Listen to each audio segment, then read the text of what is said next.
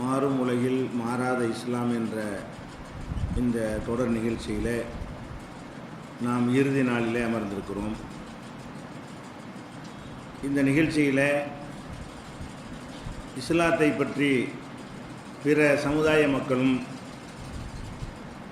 மதத்தில் நம்பிக்கை இல்லாதவர்களும் எத்தகைய விமர்சனங்களை செய்து இஸ்லாம் ஒரு பிற்போக்கான மார்க்கம் என்று காட்ட நினைக்கிறார்களோ அதுபோன்ற வாதங்களுக்கு நம்ம தொடர்ச்சியாக பதிலளித்து வருகிறோம். அந்த வகையில் நம்ம நேற்றைய தினம் பிற மதத்தவர்களிடமிருந்து முஸ்லீம்கள் தங்களை தனித்து காட்டிக் கொள்கிறார்கள், வேறுபடுத்தி காட்டிக் கொள்கிறார்கள். இது அவர்கள்ட்ட இருக்கிற வெறுப்பை காட்டுகிறது. அவங்க பிரச்சாரம், பிற சமுதாய மக்களுடைய பிரச்சாரம் எப்படி இருக்குது என்று சொன்னால், முஸ்லீம்கள் அவங்க தனியாக எல்லாத்திலையும் பிரித்து காட்டுற காரணத்தினால பிற மத மக்கள் அவங்க வெறுக்கிறாங்க. அந்த வெறுப்பு இதில் வெளிப்படுது என்று சில காரணங்களை சொல்கிறார்கள். அதில் சில காரணங்களை நம்ம பார்த்துருக்குறோம். அதில் இன்னொரு காரணம் என்ன சொல்லுவாங்கன்னு கேட்டால், நம்ம இஸ்லாமிய பெயர்கள் எல்லாமே தமிழகத்தில் அரபு மொழியில் அல்லது உருது பார்சி மொழியில் இருக்கும், தமிழில் இருக்காது. நம்ம எதை தாய்மொழியாக வைத்திருக்கிறோமோ அந்த மொழியில் நம்ம யார் என்ன செய்கிறதில்ல, பேர் வைக்கிறது இல்லை. பெரும்பாலும் அந்த பேர் கிடையாது. ரொம்ப அரிதாக என்ன செய்வாங்க, நாகூர் பிச்சை இந்த மாதிரி சில பேர்களை தமிழில் வச்சுருப்பாங்க. ரொம்ப அரிதாகத்தான் அது மாதிரி கூட பெயர்கள் கூட இருக்கும். ஆனால் பெரும்பாலான தமிழ் முஸ்லீம்களுடைய பெயர்களை எடுத்துக்கொண்டீர்களே ஆனால் அந்த பெயர்கள் தமிழ் மொழியில் இருக்காது. அப்போ அரபியில் தான் இருக்கும், அல்லது உருதுல இருக்கும், பார்சியில் இருக்கும். பிற மத மக்களுக்கு இது வித்தியாசம் விளங்காது. அரபியும் தெரியாது, உருதும் தெரியாது, பார்சியும் தெரியாது. எல்லாமே அரபியில் வச்சுக்கிட்டேன்னு சொல்லுவாங்களே தவிர 3 பாஷையிலே நம்ம மக்கள் என்ன செய்கிறாங்க, பேர் வைக்கிறாங்க. நம்ம மக்கள்கிட்ட இருக்கிற பெயர்கள் அனைத்துமே என்ன கிடையாது, அரபு மொழி சொற்கள் கிடையாது. அப்போ இந்த மாதிரி பேர் வைக்கும்போது ஏன் அந்த பேர் வைக்கிறீங்க? அவங்கவுங்க மொழியில் பேர் வைக்க சொல்லி இந்த மார்க் உங்கள் மார்க் அனுமதிக்க வேண்டியது தானே. தமிழ்நாட்டில் உள்ள மக்கள் தமிழில் வச்சுக்கிறங்க, மலையாள மக்கள் மலையாளத்தில் வச்சுக்கிறங்க, தெலுங்கு மக்கள் தெலுங்கில் பேரை வச்சுக்கிறங்க. இதில் கூட நீங்கள் திணிக்கணுமா? இப்படி எங்கள்லேருந்து தனி அந்நியப்பட்டு போகணுமா என்று என்ன செய்கிறாங்க, ஒரு வார்த்தை கேட்குறாங்க. அப்போ இஸ்லாத்தில் இதனுடைய உண்மையான நிலைப்பாடு என்ன முதல் அதை விளங்கி விடணும். இஸ்லாம் மார்க்கம் நம்முடைய பெயர்களை அரபியில் தான் வைக்கணும் என்று எங்காவது சொல்லியிருக்குதா? அப்படி ஒரு சட்டமும் இல்லை. இஸ்லாத்தை பொறுத்த வரைக்கும் இந்த மொழியில்தான் பெயர் வைக்கணும் என்று எந்த ஒரு இடத்துலையும் மறைமுகமாகவோ நேரடியாகவோ நமக்கு சொல்லப்படவே இல்லை. குர்ஆனிலும் சொல்லப்படவில்லை, நபிகள் நாயகம் ஸல்லல்லாஹு அலைஹி வஸல்லமுடைய ஹதீஸுகளிலும் சொல்லப்படவில்லை. இன்னும் சொல்லப்போனால் நபிகள் நாயகம் ஸல்லல்லாஹு அலைஹி வஸல்லமுடைய காலத்தில் பல நபிமார்களுடைய பெயர்களை நபித்தோழர்கள் வைத்திருந்தார்கள். நபிகள் நாயகம் ஸல்லல்லாஹு அலைஹி வஸல்லம் அவங்க கூட அவங்களுடைய மகனுக்கு இப்ராஹிம்னு பேர் வைத்திருந்தார்கள். இந்த பெயர்கள்லாம் அரபு மொழி கிடையாது. இப்ராஹிம்ங்கிற அரபு பேரா இல்லை, இஸ்மாயில் அரபு பேர் இல்லை, இஸ்ஹாக்கு அரபு பேர் கிடையாது, யாக்கூபுங்கிற அரபு பேர் கிடையாது, ஐயூபுங்கிறது அரபு பேர் கிடையாது. முந்தைய நபிமாருடைய பெயர்கள் எதுவுமே அரபு பேர் கிடையாது. ஏன்னா அவங்க அந்தந்த மொழியில் அனுப்பப்பட்டார்கள். இப்ராஹிம் நபி அவர்கள் எந்த மொழி பேசுகிற மக்களுக்கு அனுப்பப்பட்டார்களோ அந்த மொழியில் அதுக்கு ஒரு அர்த்தம் இருந்திருக்கும். அதன் அடிப்படையில் அவங்க பேர் வச்சுருப்பாங்க. அர்த்தம் நமக்கு தெரியலை. ஆனால் இப்ராஹிம்ங்கிறது அரபியில் யார்கிட்ட அர்த்தம் கேட்டாலும் சொல்ல முடியாது. இப்ராஹிமுக்கு என்ன அகராதியில் என்ன அர்த்தம் போட்டுருக்குன்னு கேட்டால் அது ஒரு நபியுடைய பேரும்பாங்க. அது அதனுடைய அர்த்தம் கிடையாது. அதனுடைய கருத்து ஒரு ஆளுடைய பேருன்னு ஒரு தகவல் தான் அதில் இருக்கே தவிர அதனுடைய மீனிங் அது கிடையாது. இப்போ இப்ராஹிமுக்கு என்ன அர்த்தம் யாருக்கும் தெரியாது. இப்ராஹிம் நபி என்ன பாஷை பேசுனாங்களோ அந்த பாஷையில் அவங்க இப்ராஹிம்னு பேர் வச்சுருக்கிறாங்க. அந்த பாஷை இப்போ உலகத்தில் வாழ்ந்து கொண்டு இருந்தால் அந்த அர்த்தம் கூட நம்ம கண்டுபிடிச்சிடலாம். அந்த பாஷை இப்போ உலகத்தில் இல்லை, ஏதோ ஒரு அர்த்தத்தில் வச்சுருப்பாங்க, அவ்வளோதானே தவிர அப்போ அரபு மொழி இல்லாமல் தான் இந்த பேர்கள்லாம் இருக்கிறது. இப்போ நபிகள் நாயகம் ஸல்லல்லாஹு அலைஹி வஸல்லம் அவங்க இந்த பேரெலாம் மாற்றுக்கண்டாங்களா? நீங்களாம் அரபு மொழி இல்லாத ஒரு பேராக இருக்குது, இப்ராஹிம்லாம் வேறு லாங்குவேஜில் உள்ள சொல்லுது, அதை எதுக்கு நீங்கள் வைக்கிறீங்கன்னு சொல்லவே இல்லை. அந்த பேரை அவங்க அங்கீகரித்தாங்க, அவங்களே வச்சாங்க. அவங்களுடைய மகனுக்கு என்ன செஞ்சாங்க, பேரை வச்சாங்க. அப்போ முந்தைய நபிமாருடைய பெயர்களில் சாலிஹ் என்பது மட்டும்தான், அதுவும் அரபு சொல்லி இல்லாது. சாலிங்கிற சொல் அரபிலையும் இருக்குது. ஆனால் அவர் எந்த மொழிக்கு வந்தார் அந்த மொழியில் அவர் சாலின்னு வச்சுருந்துருப்பார். அது வேறு அர்த்தமாக கூட இருந்திருக்கலாம். அதே மாதிரி ஒரு சொல்லு அரபியில் இருக்கிறதுனால சாலி என்பதற்கு நல்லவன், சாலிஹான ஆள்னு சொல்கிறோம்ல, சாலிஹான மனுஷன். அந்த சாலிஹ் என்று நபிமார்கள் பேர் எடுத்துக்கிட்டிங்கன்னா இந்த சாலிங்கிற பேருக்கு தான் அரபு மொழியில் ஒரு அர்த்தம் சொல்ல முடியும். மீதி உள்ள நபிமார்களுடைய பெயர்களுக்கு அரபு மொழியில் அர்த்தம் சொல்ல முடியாது. அரபு அகராதியில் இந்த சொல்லை நீங்கள் பார்க்க இயலாது. அப்போ அரபு அகராதியிலே இல்லைன்னு சொன்னால் வேறு மொழி தான் அர்த்தம். எந்த மொழியாக இருந்தாலும் அந்த சொல்லு அகராதியில் இருக்கணும், டிக்ஷனரியில் இருக்க வேண்டும். அப்போ டிக்ஷனரிக்குள்ளே வராத சொல்லாக இருக்குமே ஆனால் அது என்ன இல்லை, அரபு மொழி அந்த மொழியை சேர்ந்தது இல்லை. அப்போ இது நபிகள் நாயகம் ஸல்லல்லாஹு அலைஹி வஸல்லம் அவங்கள அரபு மொழி அல்லாத பெயர்களை சூட்டி இருக்கிறார்கள். இந்த நபிமார்கள் பேரை விட்டுருங்க, பல சஹாபாக்களுடைய பெயர்கள் எல்லாம் எழுதப்பட்டு பல நூல்கள் இருக்கிறது. அப்போ சஹாபாக்களை கண்டறிதல், சஹாபாக்கள்னா யார் இப்படிங்கிற தலைப்பில் எல்லாம் நூல்கள் இருக்கிறது. அதில் பல ஆயிரம் சஹாபாக்கள் நபித்தோழர்களுடைய பெயர்கள் எல்லாம் சொல்லப்பட்டிருக்கிறது. அந்த பெயர்களில் சில பெயர்கள் அர்த்தமே தெரியாது. பேரை வச்சுக்கிட்டாங்களே தவிர மீனிங்லெஸ்ன்னு சொல்லுவாங்க இல்லையா, ஒரு அர்த்தம் இல்லாது, அது மாதிரியான ஒரு சொற்களை கொண்டும் அவங்க பெயர் வைத்திருக்கிறார்கள். அப்போ அரபில் வைக்கணும்னு என்ன செய்யல, மார்க்க நமக்கு கட்டளையிடவே இல்லை. நபிகள் நாயகம் ஸல்லல்லாஹு அலைஹி வஸல்லமுடைய முந்தின நபிமார்களுடைய பெயர் அரபி இல்லைங்கிற ஒரு காரணம். நபித்தோழர்கள்லேயே பலருடைய பெயர், சிலருடைய பெயர் அரபு சொல்லாக இல்லை, வேறு எந்த சொல்லு என்று தெரியவும் இல்லை. இந்த சொல்லுக்கு என்ன அர்த்தம், ஒரு நபித்தோழர் பேரை கொடுத்து இந்த சொல்லுக்கு என்ன அர்த்தம்னு பிரட்டி பார்த்தீங்கன்னா கிடைக்காது. ஏதோ ஒரு பக்கத்து நம்ம பாஷையில் வச்சு ஏதோ ஒரு இருந்து கேள்விப்பட்டிருப்பாங்க, நம்மளும் இந்த பேரை வச்சுக்கிறோமே, அந்த மாதிரி அந்த பெயர்களை வைத்திருப்பார்கள். அப்போ இந்த மாதிரி எல்லாம் பெயர் வைக்கிறது மார்க்கத்தில் தடுக்கப்பட்டது கிடையாது. இப்போ நம்ம தமிழ் பேசுகிறோமா, தமிழ் மொழியில் நம்ம பேரை வைத்தால் மார்க்கத்தில் குற்றமான குற்றமே கிடையாது. ஆனால் எது குற்றமாகும், அல்லாஹ்வுக்கு இணை கற்பிக்கிற மாதிரி, நம்முடைய அடிப்படை கொள்கையில் மோதுற மாதிரி பெயர்களை வச்சா குற்றமாயிரும். இறைவன், கடவுள்னு ஒருத்தன் பேர் வைக்கலாமா தமிழில்? எந்த பாஷையும் வைக்க முடியாது. அதெல்லாம் என்ன செய்ய, அது மாதிரி அல்லாஹ்வோட மோதக்கூடியதாக இருக்கிறது. அல்லது முருகன் அடிமை, கல்லுக்கு அடிமை, மண்ணுக்கு அடிமை, கடலுக்கு அடிமை, காற்றுக்கு அடிமை, இந்த மாதிரி கருத்துப்பட பேர் வைக்கலாமான்னா வைக்க முடியாது. அல்லாஹ்வுக்கு மட்டும்தான் ஒரு அடிமையாக இருக்க முடியும், வேறு யாருக்கும் அடிமையாக இருக்க முடியாது. இப்படியான அந்த பொருளை பார்த்து தப்பான பொருள் இல்லை என்று சொன்னால் எந்த மொழியில் வேண்டாலும் பேர் வைத்துக் கொள்ளலாம். இன்றைக்கு கூட பார்க்குற இந்த தமிழுக்கு தான் நீங்கள் இந்த சங்கடத்தை சந்திக்கிறீங்க.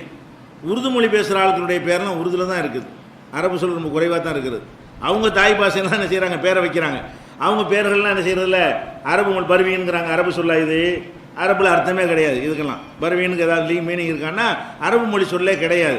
நர்கிஸ்ன்னு பேர் வைக்கிறாங்க, அதெல்லாம் முஸ்லீம்களை வைக்கிறாங்க வடநாட்டிலாம், அதெல்லாம் அரபு சொல்லா. பேகம் உண்டு வைக்கிறாங்க, பானுண்டு வைக்கிறாங்க, இதெல்லாம் அரபில் அர்த்தம் இருக்குமா? பேகம் பானுன்னுலாம் பேர் வைக்கிறாங்களே, அதுக்கெல்லாம் அரபு சொல்லி இல்லை அது. ஆனால் உருதுக்காரங்க என்ன செய்கிறாங்க, சாதாரணமாக தங்கள் மொழியில் தான் வச்சுக்கிட்டு இருக்கிறாங்க. எந்த மொழியில் வைக்கல, அரபு மொழியில் வைக்கவே இல்லை. எந்த மொழியில் பேசுகிறவங்களும் அப்படி தான் வச்சுக்கிட்டு இருக்காங்க அதிகமாக. தமிழில் மட்டும்தான் என்ன செய்கிறாங்கன்னா டோட்டலாக நம்ம என்ன செஞ்சிட்டோம், யாரும் சொல்லித்தராமலையே ஒரு பழக்கமாகவே என்ன செய்கிறோம், பேரை இந்த மாதிரி அரபில் மாற்றி கொள்கிறோம். அல்லது தமிழ் அல்லாத ஒரு பெயரை மாற்றி கொள்வது ஏதோ ஒரு வழக்கமாக வந்து விட்டதே தவிர அது ஒரு சட்டம் கிடையாது.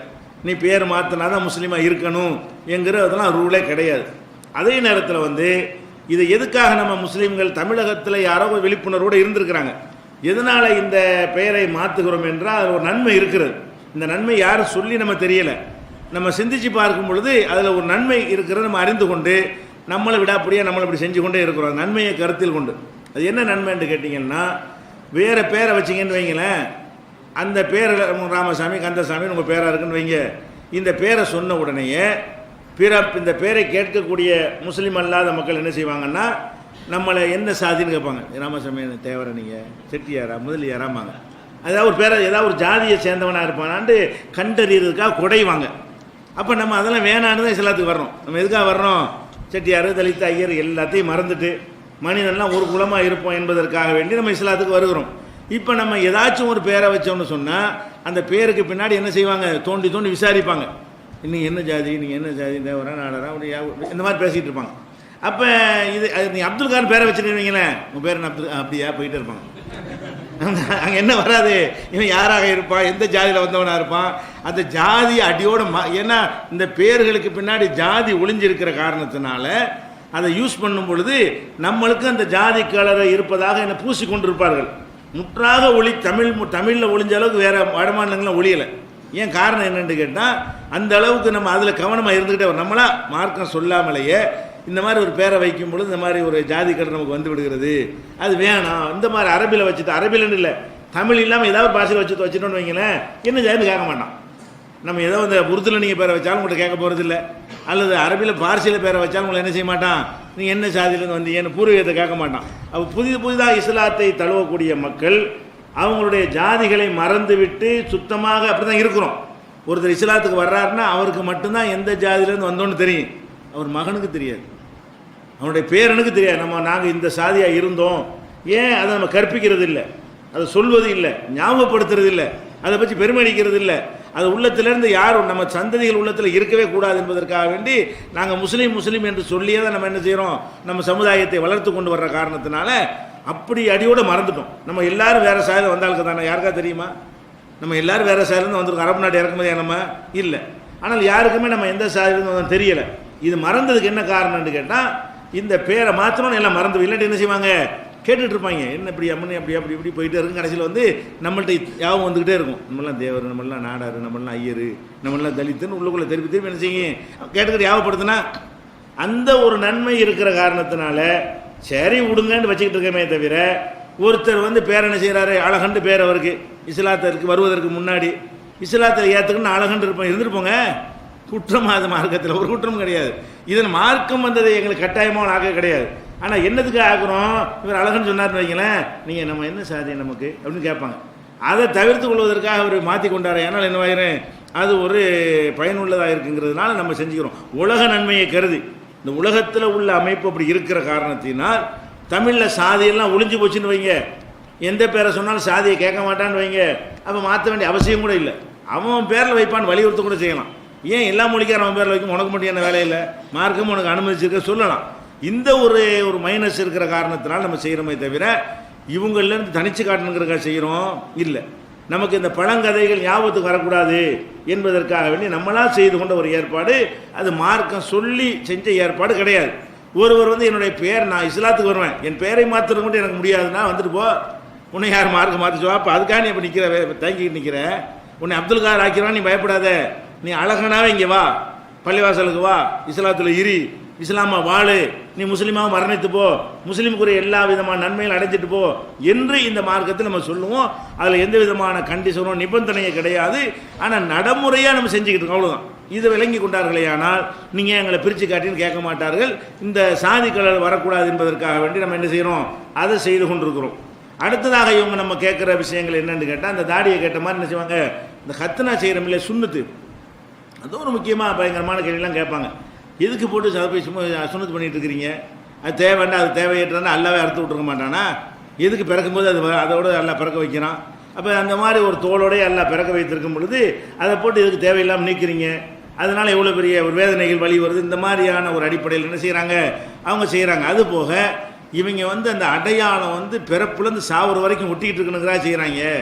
பேர் தொப்பி பொருள்லாம் ஒட்டிகிட்டு இருக்காதுல்ல, நினச்சா கழட்டி போட்டு போயிடுவோம்ல, தாடி வைக்கிற சரிச்சு போயிடுவோம்ல, இது எப்படிப்பட்ட அடையாளம்னு கேட்டால், இவன் வந்து கடைசி மூத்தாப்புறம் அவன்கிட்ட இருக்கக்கூடிய அடையாளம் சுண்ணத்து பண்ணுறது என்பது.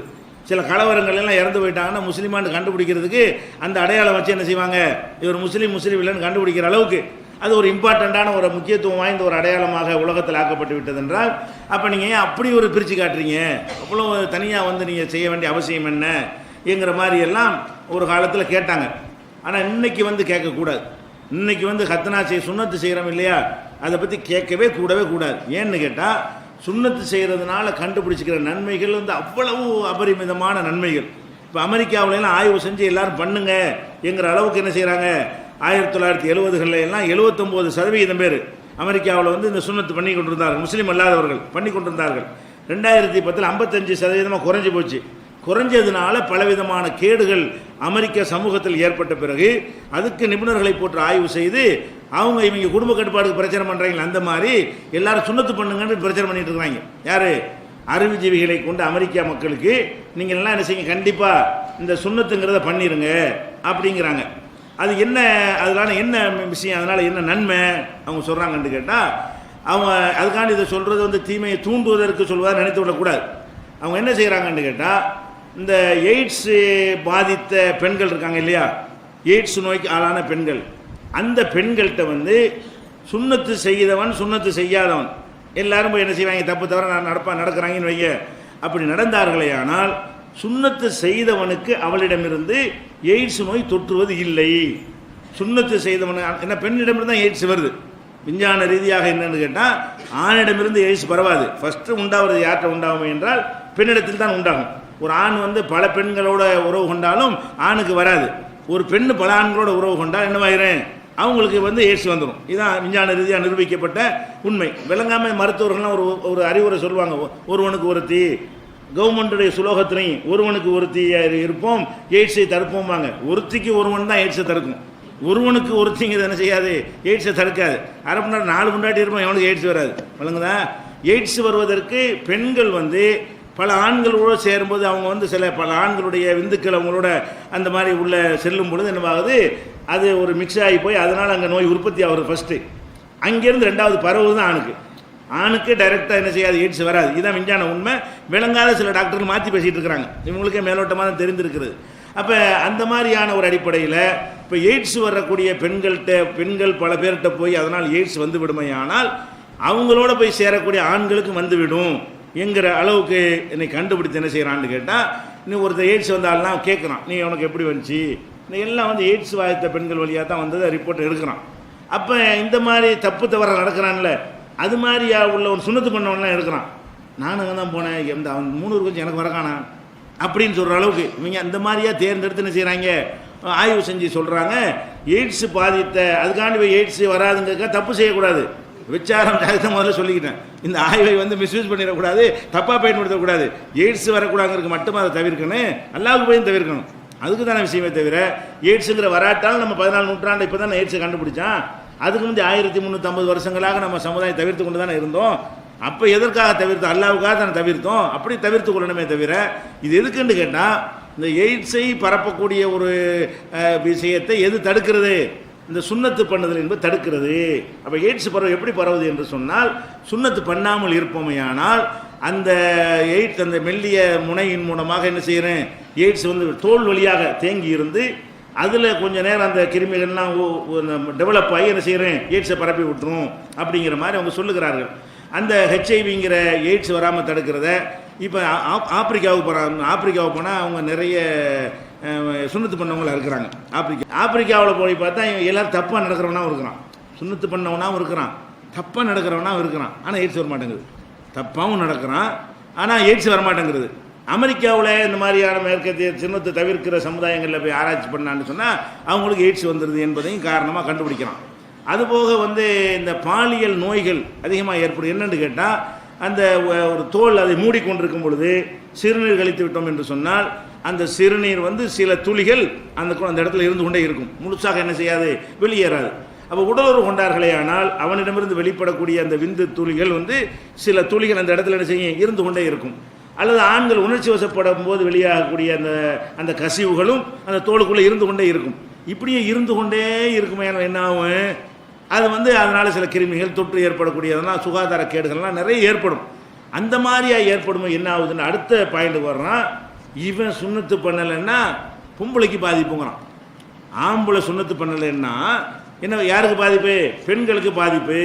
எந்த அளவுக்கு பாதிப்புங்கிறான்னு சொன்னால், நம்ம ஹிந்து பத்திரிகையில் 2010 வந்து ஒரு பெரிய ஒரு ஆர்டிக்கல் வந்துருந்துச்சு. ஹிந்துங்கிற நம்ம நாட்டிலேருந்து வரக்கூடிய ஒரு பத்திரிகையில். அதில் என்ன செய்கிறாங்கன்னா, பெண்களுக்கு புற்றுநோய் வருது இல்லை, எல்லாருக்கும் ஆண்கள் பெண்கள் எல்லாருக்கும் வரும். பெண்களுக்கு வரக்கூடிய புற்றுநோய்களில் வந்து 17% புற்றுநோய் வந்து கர்ப்பப்பை வாயில் வரக்கூடிய புற்றுநோய். 100 பேர் பெண்களில் கேன்சர் ஆள்கள் இருப்பார்களேயானால் அதில் 100 கேன்சர் பேஷண்ட்டில் 17 பேர் என்னவா இருப்பார்கள்னா, என்ன மார்பு புற்றுநோய் இருக்கிறது, வேறு வேறு புற்றுநோய்கள் இருக்கிறது. அது மாதிரி ஒவ்வொரு சதவீதத்தை பிரித்து பார்த்தீர்களேயானால் 100 பெண்கள் கேன்சர் வந்த 100 பெண்களில் 17 பேர் எப்படி இருப்பாங்கன்னு கேட்டால், கர்ப்பப்பையுடைய வாய் இருக்குல்ல, கர்ப்பப்பையுடைய என்ட்ரன்ஸு அங்கே கேன்சர் வந்துடும். அது 100க்கு 17 பேருக்கு, 100 பெண்களுக்கு 17 இல்லை, 100 கேன்சர் வந்தவர்களில் 17 பேர் எப்படி இந்த மாதிரி கேன்சராக இருப்பாங்க. அப்போ 17% பேருக்கு என்ன ஏற்பட்டிருக்குன்னு கேட்டால், கர்ப்பப்பையில் வந்து புற்றுநோய் ஏற்படுகிறது என்பதை கண்டறிந்திருக்கிறார்கள். இப்போ இந்த 17ங்கிறதுல காஷ்மீரில் இந்தியாவில் ஆய்வு பண்ணுறாங்க. காஷ்மீரில் போனோம்னா 75% முஸ்லீம்கள் இருக்கிறாங்க. அந்த காஷ்மீர் மாநிலத்தில் பார்த்துக்கிட்டிங்கன்னா இந்த 100 கேன்சர் பேஷண்ட் வந்தாங்கன்னு வைங்க, 17 பேர் கர்ப்பப்பை புற்றுநோயில் இல்லை. 17க்கு பதிலாக அதில் காவாசி இருக்குங்கிறாங்க. காவாசினா 4%. காவாசினா என்னது, நாங்கள் 16, 4% தான் இருக்கிறாங்க. அப்போ 100 பேர் அங்கே, ஏன்னா முஸ்லீம் 75 மற்றவங்க 25 இருக்கிறான்ல, அதனால கூட அந்த கால் முஸ்லீமை கொண்டு அந்த கணக்கு இல்லை. முஸ்லீம் 75 இருக்கிறான், மற்றவன் ஒரு 25 இருக்கானா இல்லையா. அப்போ அவங்களில் என்ன செய்யுதுன்னா 4% பேர் வந்து பெண்களுக்கு இந்த மாதிரி ஏற்படுகிறது என்று அதை கண்டுபிடிச்சிருக்கிறாங்க. அதே மாதிரி அஸ்ஸாமில் வந்து காஷ்மீருக்கு அடுத்தபடியாக அதிக முஸ்லீம்கள் வாழக்கூடிய அஸ்ஸாம் மாநிலத்தில் 40% முஸ்லீம்கள் வாழ்கிறாங்க. அங்கேயும் பார்த்தீங்கன்னா இதே அளவுக்கு தான், ஒரு கால்வாசி அளவுக்கு தான் என்ன செய்கிறாங்க, இந்த கர்ப்பப்பை புற்றுநோய் வந்து பெண்களுக்கு வருகிறது. இது இது என்னத்தினால வருது எல்லாத்தையும் ஆய்வு செய்கிறாங்க. என்னத்தினால இந்த கர்ப்பப்பை புற்றுநோய் வருதுன்னு கேட்டால் உடல் உறவின் மூலமாக தான் வருது. முதல் பிரச்சனை என்னது? இல்லறத்தில் ஈடுபடுறாங்க இல்லையா, அந்த உடல் உறவின் மூலமாகத்தான் இந்த கர்ப்பப்பை புற்றுநோய் வருகிறது. அது எப்படி வருகிறது என்று சொன்னால், ஆண்கள் சுண்ணத்தை செய்யாமல் இருந்து அந்த தோலுக்கு உள்ள சில கசிவுகள் கழிவுகள் தேங்கி கிடந்து அதிலேருந்து ஹெச்பிவிங்கிற ஒரு வைரஸ் ஃபார்ம் ஆகி அதில் தான் ஃபார்ம் ஆகுது. அந்த ஒரு வைரஸ் ஃபார்ம் ஆன பிறகு அந்த வைரஸோடு அவர்கள் போய் தாம்பத்தியில் ஈடுபடும் பொழுது இங்கேருந்து அந்த வைரஸ் பரவுனுச்சுன்னு வைங்க, அது கர்ப்பப்பை, அது கர்ப்பப்பையை போய் தாக்கி கர்ப்பப்பையுடைய வாயில் கேன்சரை உண்டாக்கி விடுகிறது என்று சொல்லி முஸ்லீம் பெண்களுக்கு அந்த கர்ப்பப்பை புற்றுநோய் இல்லை. இப்போ சொன்னால் கூட கர்ப்பப்பை புற்றுநோய் என்னன்னு முஸ்லீம்கள் கேட்பாங்க. முஸ்லீம் பெண்கள் கேள்விப்பட்டே இருக்க மாட்டாங்க. பிற சமுதாய மக்கள் மத்தியில் டாக்டர் போய் கேட்கும், அவங்களுக்கு சொல்லியிருப்பாங்க டாக்டர்.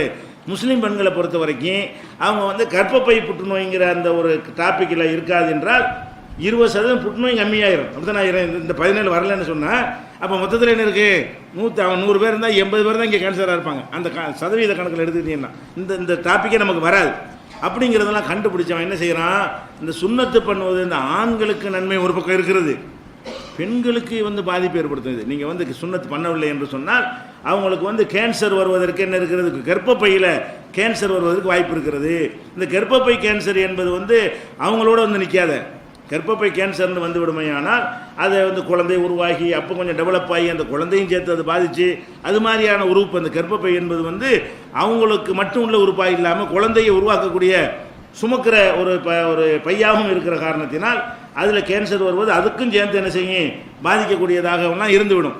அதனால் இது ஒரு டேஞ்சரான இந்த நோய் வரக்கூடாது என்று சொன்னால் ஆண்கள் விருத்த சேதனம்னு சொல்லக்கூடிய சுண்ணத்து பண்ணித்தான் ஆகணுங்கிற மாதிரி என்ன செய்கிறாங்க? அதை சொல்கிறாங்க.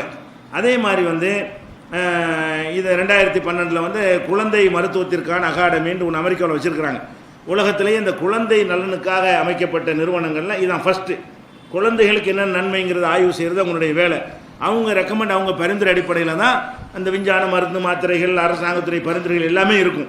குழந்தை நன்மைகளை பற்றி அவங்க ஆராய்ச்சி பண்ணுவாங்க. அவங்க தான் இதை ஆய்வு என்ன செய்கிறாங்கன்னு கேட்டால், அந்த சுண்ணத்து பண்ணினார்களே ஆனால் சிறுநீர் பாதை இருக்கல, சிறுநீர் வரக்கூடிய அந்த குழாய் பாதை, அந்த பாதையில் தொற்று கிருமிகள் இருக்காது. சுண்ணத்து பண்ணாமல் இருந்தார்களே ஆனால் இங்கே அடைப்பட்டு போனதுனால, இங்கே அடைச்சி விட்ட காரணத்தினால அதில் இந்த தொற்று நோய் கிருமிகள் எங்கே வரைக்கும் இருக்கேன்? அந்த வெளிப்புறத்தில் மாத்திரம் இல்லாமல் சிறுநீர் குழாய் முழுவதும் என்ன செய்யும்? தொற்று நோய் கிருமிகள் இருக்கிறதுக்கு வாய்ப்பு இருக்கிறது. இதன் மூலம் பால்வினை நோய் தொற்றுதுன்னு சொல்கிறான். இந்த சுண்ணத்து பண்ணவங்களுக்கு இந்த மாதிரியான சிறுநீர் பாதையில் தொற்று வருவது 63% குறைவு. என்ன சொல்கிறாங்க? மற்றவங்களுக்கு 100 வந்துச்சுன்னு சொன்னால் நமக்கு 33 37 தான் வரும். 63% என்ன மாதிரி சுண்ணத்து பண்ணவங்களுக்கு இது தொற்று நோய் மூலமாக அந்த சிறுநீர் குழாயில் ஏற்படக்கூடிய தொற்று நோய் இந்த அளவுக்கு குறைவாக இருக்குது என்று என்ன செய்கிறாங்க? விஞ்ஞானிகள்லாம் கண்டுபிடிச்சு இன்றைக்கி சொல்கிறாங்க. அப்போ இதை வச்சு நம்ம பார்க்கக்கூடிய நேரத்தில் சுண்ணத்து பண்ணுறதுங்கிறது நீங்களும் பண்ணிட்டு போனீங்க. அப்போ நாங்கள் நன்மையை கருதி செய்கிறோம், உங்கள்கிட்ட பகைமை பாராட்டுறதுக்காக கண்டுபிடிச்ச மாதிரி நாங்கள் நபிகள் நாயகம் காலத்தில் மட்டுமில்லை, இப்ராஹிம் நபி காலத்தில் வருதுன்னு நாங்கள் நம்புகிறோம். இந்த சுண்ணத்து செய்கிற வழக்கம் என்ன இருக்கிறது? விருத்த சேதனம் என்பது இயேசுநாதரை வலியுறுத்தியிருக்கிறாரு, அவருக்கே கூட பண்ணினாங்க. அப்போ எல்லாரும் முன்னாடி உள்ளவங்க என்ன செஞ்சுருக்காங்க? எல்லாருமே தாவீது ராஜா, ஆபிரகாம், கிறிஸ்தவர்கள் சொல்லக்கூடிய பெரியவர்கள்லாம் கூட நினைஞ்சிருக்காங்க, அந்த சுண்ணத்தை பண்ணியிருக்கிறாங்க. இது நாங்கள் மாத்திரம் இல்லாமல் முந்தியிலேருந்து தொன்று வரக்கூடிய ஒரு பழக்கமாக இருக்கும் பொழுது உங்களிலேருந்து நாங்கள் டிஃப்ரெண்ட்டாக காட்டணும், பிற மதத்து மக்களை வெறுக்கணுங்கிறதுக்காக நாங்கள் இதை செய்கிறோம், எங்கள் நன்மைக்காக செய்கிறோம். அதே நேரத்தில் அப்போ ஏன் இறைவன் படைத்ததை மாற்றக்கூடாதுன்னா நீங்கள் இறைவன் சுண்ணத்து இல்லாமல் படைச்சிருக்கலாமே அப்படின்ற ஒரு கேள்வி மட்டும்தான் இதில் அவங்க கேட்க முடியுது. பெருசாக ஒன்றும் கேட்க முடியறதில்ல. இந்த கேள்வி அறியாமையான கேள்வி. ஏன்னு கேட்டால் அதை சுண்ணத்து பண்ணி அதை மூடி இருக்கும் பொழுது தான் அந்த உள்ளுக்குள்ளே கருவறையில் கிடக்கிறாங்கல்ல, அந்த கருவறையில் உள்ளது அது ஒரு வகையான கெமிக்கல், ரசாயனம், ஒரு கழிவு நீர் தான். அதுலேயே கிடக்கக்கூடிய நேரத்தில் அது கவராக இருப்பது தான் அந்த உறுப்புக்கு பாதுகாப்பு. அங்கே உள்ளே இருக்கும்போது அதான் பாதுகாப்பான், வெளியே இருக்கும்போது அது பாதுகாப்புக்கு இடைஞ்சலானதுங்கிற அடிப்படையிலையும் அதை செய்கிறாங்க. அதுபோக என்ன செய்கிறாங்கன்னா, அந்த தாம்பத்திய வாழ்க்கையில் ஈடுபடக்கூடிய நேரத்தில் சீக்கிரமாக ஆண்களுக்கு ஸ்கலிதம் ஏற்படக்கூடாது. ஏற்பட்டால் பெண்களுக்கு அந்த இன்ப சந்தோஷம் கிடைக்காது. சீக்கிரமாக வருவதற்கு இந்த சுண்ணத்து பண்ணாமல் இருந்தால் அவங்களுக்கு சீக்கிரமாக என்னவாயிரும்? ஸ்கலிதம் ஏற்பட்டுவிடும். தாம்பத்தியத்தில் சின்ன அளவுக்குடைய அந்த சந்தோஷத்தில் அவங்களுடைய பார்ட்னருக்கு பெண்களுக்கு குறைவு ஏற்பட்டு விடும். சுண்ணத்து செய்கிற காரணத்தினால என்னவாயிரும்? அந்த அந்த பகுதி மரத்து போய்விடும். சுண்ணத்து பண்ணாமல் இருக்கிற பகுதியை விட சுண்ணத்து பண்ணியிருக்கும் என்ன செய்யும், ஆடைகளில் உரசி அது மாதிரி ஒரு மாதிரியான செஞ்சிடறேன், அது கொஞ்சம் மரத்து போய்விடும். மரத்து போய்விட்டால் கூச்சம் குறைவாக இருக்கும். கூச்சம் குறைவாக இருந்தால் ஸ்கலிதமாக கொஞ்சம் டைம் எடுக்கும். டைம் எடுத்தால் சந்தோஷம் அதிகரிக்கும். இப்படிலாம் சொல்கிறாங்க. இது பெண்களுக்கு கீழே கேட்டுட்டு ரொம்ப டெவலப்பாக விளக்க முடியாது. இவ்வளோ நீ புரிஞ்சுக்கிற வேண்டியதான். அப்போ இந்த சுண்ணத்து பண்ணுறதுனால அந்த இல்லற சுகம் அதிகமாக கிடைக்கிறதுங்கிறது ஒன்று.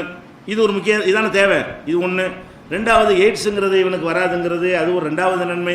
பெண்களுக்கு கர்ப்பப்பை புற்றுநோய்ங்கிறது வராதுங்கிறது கர்ப்பப்பை வாயில் வரக்கூடிய புற்றுநோய் வராதுங்கிறது மூணாவது நன்மை. இந்த நன்மை நமக்கு ஏற்படுகிறது.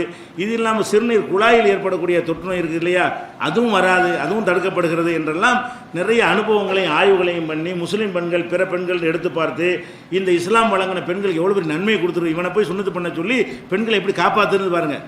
எங்களுக்கு நன்மை என்று சொல்லி கண்ட மாதிரி நடக்கக்கூடிய பெண்கள் சிந்தித்து பார்ப்பதற்காக வேண்டி அல்லாஹ் என்ன செய்கிறான், அவனுடைய மார்க்கமாக இருக்கிறதுனால எல்லாமே நன்மையாக இருக்குது. இவனுக்கு நன்மை, அவளுக்கு நன்மை. எப்படி ஆடை அணிவது 2 பேருக்கு நன்மையாக இருந்து பார்த்தோமோ அதே மாதிரி இந்த மேட்டர் எடுத்துக்கொண்டானே இருக்குது. இவனுக்கு தான் நன்மை மாதிரி சிந்திச்சு பார்த்து அவளுக்கு நன்மைங்கிற கண்டுபிடிக்கிறாங்க. சுண்ணத்து பண்ண அவளுக்கு பெண்களுக்கு நன்மை, அது பாலியல் நோயெல்லாம் வராது என்று. அப்போ இந்த மாதிரியான ஒரு விஷயத்துக்காக வேண்டி நம்ம என்ன செய்கிறோம், சுண்ணத்து பண்ணுறோமா, உனக்கு போட்டிங் இருக்குன்னு என்ன செய்கிறோமா, உன்னை எதிர்க்கிறதுக்கு பண்ணுறோமா, இதை ஒன்று நம்ம கவனித்துக் கொள்ள வேண்டும். அதுக்கடுத்து என்ன செய்கிறோம்னு கேட்டால், நம்ம தமிழ்நாட்டில் வாழுகிறோம். தமிழ்நாட்டில் வாழும் பொழுது நீங்கள் தமிழில் பேசுகிறது இல்லை, நீங்கள் உருதுல பேசிக்கிட்டு இருக்கிறீங்க, தமிழை கொச்சப்படுத்துறீங்க, ஒழுங்காக தமிழ் பேசுகிறது இல்லை. இந்த மாதிரி ஒரு பிரச்சாரத்தை மக்கள் மத்தியில் என்ன செய்கிறாங்க, பரப்பி கொண்டிருக்கிறார்கள். இதனாலே நம்மளை வெறுக்கிறோம். நம்ம அந்நிய ஒதுங்கி போகிறோம். அப்படி தமிழ் இல்லாமல் உருதுல நம்ம அப்படி பேசிகிட்டு இருக்கிறோம். உருது முஸ்லீம்னு சின்ன ஒரு மைனாரிட்டியாக அந்த தமிழகத்தில் கொஞ்சம் பேர் இருக்கிறாங்க. அவங்க வட இந்தியாவிலேருந்து நினைஞ்சாங்க. அவங்க சில கலவர நேரத்தில் வந்தார்கள். அல்லது முஸ்லீம் மன்னர்களுடைய பிரதிநிதிகள் ஆட்சி பண்ணாங்க, நவாபுகள்லாம் ஆட்சி பண்ணாங்க இல்லையா, அப்போல்லாம் அவங்கெல்லாம் அந்த மாதிரி அடிப்படையில் வந்த அடிப்படையில் அவங்களுக்கு உருது தாய்மொழி. அந்த வகையில் உருது பேசுகிறார்களே தவிர இங்கே உள்ள எல்லாருமே நம்ம தமிழை தான் பேசுகிறோம். அவர்களோட அழகாக பேசுகிறோம். ஆனால் நம்மளுக்கு தமிழே தெரியாதுங்கிற மாதிரி இவங்க பொய்யா ஒரு சித்திரத்தை உண்டாக்கி, ஏன்னா நம்மள்கிட்ட பத்திரிகைகள் கிடையாது, நம்மளிடத்தில் எழுத்தாளர்கள் கிடையாது. ஏன்னா பத்திரிகை அவங்க கையில் இருக்கும்போது நம்ம எழுதுனா போட மாட்டார்கள். போட்டால் தான் எழுத்தாளர் உருவாக முடியும். நீங்களாம் நம்ம இஸ்லாமிய சமுதாய பத்திரிகையில் எழுதிக்கிட்டு இருந்தால் எழுத்தாளர் உருவாக முடியுமா? முடியாது. அதனால் எழுத்தர்கள்லாம் இல்லாத காரணம் என்ன பண்ணுறாங்க, இவங்களுக்கு தமிழே தெரியாதுங்கிற மாதிரி ஒரு தோற்றத்தை உண்டாக்கி கொண்டிருக்கிறார்கள். அதுவும் போய் நம்ம சினிமாக்காரன் என்ன செய்யறான், ஏற்கனவே சொல்லியிருக்கோமா இல்லையா, நம்மளுக்கு வரான் நம்மளுக்கு போகிறான், இப்படியே சினிமாவில் காட்டி நமக்கு தமிழ் தெரியாதுன்னு ஆக்கிவிட்டான். ஒரு முஸ்லீமை எப்படி பேசுகிற மாதிரி காட்டுவான். இப்போ நம்ம இவ்வளோ அழகாக தமிழ் பேசுறது எல்லாரும் அப்படி தானே பேசுனீங்க. நம்ம கொச்சையாவாக பேசுகிறோம், உருதாக பேசுகிறோம், வேறு மொழியை கலந்தா பேசுகிறோம். நம்ம வீட்டில் உலகத்தில் எல்லாம் அப்படி தான் பேசிகிட்டு இருக்கிறோம். சின்ன உருதை தாய்மொழியாக கொண்டவங்க அந்த தாய்மொழியில் என்ன செய்வாங்க, பிரெஞ்சு தாய்மொழியாக மக்கள் எவ்வளோ பேர் இருக்கிறாங்க, பிரெஞ்செல்லாம் பேசிக்கொள்வார்கள். வெளியில் என்ன செய்வாங்க, தமிழ் மொழியில் பேசிக்கொள்வார்கள். ஆங்கிலோ இந்தியன்ஸ் இங்கே இருக்கிறாங்க, அவங்களுக்குள்ளே பேசும்பொழுது ஆங்கிலத்தில் பேசிக்கொள்வார்கள். வெளி உலகத்தில் கண்டிக்க போனால் தமிழில் இருந்தால் தமிழில் பேசுவாங்க, மலையாளத்தை இருந்தாங்கன்னா மலையாளத்தை கற்று என்ன செய்வாங்க, பேசிக்கொள்வார்களே தவிர அந்த மாதிரி உருது முஸ்லீம்கள் ஒரு சின்ன நம்பரில் இருக்கிறத வைத்துக்கொண்டு அம்புட்டு பேருமே இதே மாதிரி இருப்பதாக என்ன செய்கிறாங்க, சித்தரிக்கிறார்கள். அப்படி நம்ம மொழி அடிப்படையில் நம்மளை இஸ்லாம் வேறுபடுத்தியே காட்டவில்லை. நாங்கள் அரபியில் தான் நம்ம தாய்மொழி அரபிங்க. நமக்கு யாருக்கு அரபி தெரியுமா? உருது பேசுகிறவனுக்கு அரபிக்கு சம்மந்தம் இருக்கா? உருதுங்கிறது அரபிக்கு சம்மந்தம். அரபி மாதிரி எழுத்து அமைப்பு இருக்குமே தவிர உருதுங்கிறது இந்தியாவில் 400 வருஷத்துக்கு முன்னாடி கண்டுபிடிக்கப்பட்ட ஒரு மொழி. அந்த மொழிக்கு இஸ்லாத்துக்கு சம்மந்தமே கிடையாது. இஸ்லாம் தோன்றி 1000 வருஷத்துக்கு பிறகு என்ன செய்கிறது, அந்த மொழி உருவாகிறது. அப்போ உருது என்னமோ நபிகள் நாயகம் பேசுகிற மொழி மாதிரி நினைத்து கொண்டு நீங்கள் அந்த மொழியை தான் பேசுகிறீங்க. அவன் தாய்மொழியை பேசுகிறான், அவன் நபிகள் நாயகத்து மொழியை பேசலை. உருது பேசுகிற மக்கள் நபியுடைய மொழியை பேசுகிறான். நபிகள் நாயகங்களுக்கு அந்த மொழியே கிடையாது.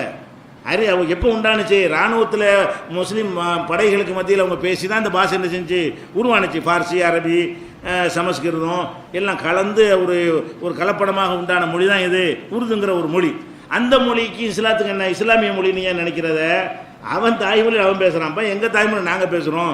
இந்த மாதிரி மொழிக்கு எங்களுக்கு எந்த முக்கியத்துவம் கிடையாது. இதுதான் நம்முடைய அடிப்படைங்கன்னு வழங்கி கொள்ள வேண்டும். இதெல்லாம் பிரச்சனை. நம்ம வெறுக்கிறோமா, நம்மளை வெறுக்கிறோம், வேணோடு பேசுகிறாங்க. நாங்கள் அப்படிலாம் பேசுகிற சினிமாக்காரங்க இப்படி ஆக்கிவிட்டாங்க. 1-2 பேர் பேசுகிற வச்சு என்ன செய்கிறான், அந்த மாதிரி ஆக்கிவிட்டான். அடுத்து என்ன செய்கிறாங்கன்னு கேட்டால், நம்ம இஸ்லாமை ஒருத்தர் சந்திக்கும்போது என்ன செய்கிறோம், சலாம் சொல்கிறோம்ல, அதுதான் ரொம்ப கடுப்பாக இருக்குது எல்லாத்துக்கும். வணக்கம், வந்தனம், இப்படி குட் மார்னிங் சொல்கிறான்னா நம்ம என்ன செய்கிறது இல்லை, அது மாதிரி நமக்குள்ளே யூஸ் பண்ணுறது இல்லை. ஒருத்தர் சந்திக்கும் போது வணக்கம்னு எனக்கா சொல்லியிருக்கீங்களா? அவங்கள சந்திக்கும் போது அறியாமல் நம்மளுக்கு வணக்கம் சொல்லியிருப்பாங்க. அதுவும் சொல்லக்கூடாது. வேறு மதத்தவர் வணக்கண்ணே, வணக்கம் சார் அப்படி சொல்லியிருப்பாங்களே தவிர முஸ்லீம்கள் தங்களுக்குள்ளே சந்திக்கும் போது எப்போவாது வணக்கம் சொல்லியிருப்பாங்களா?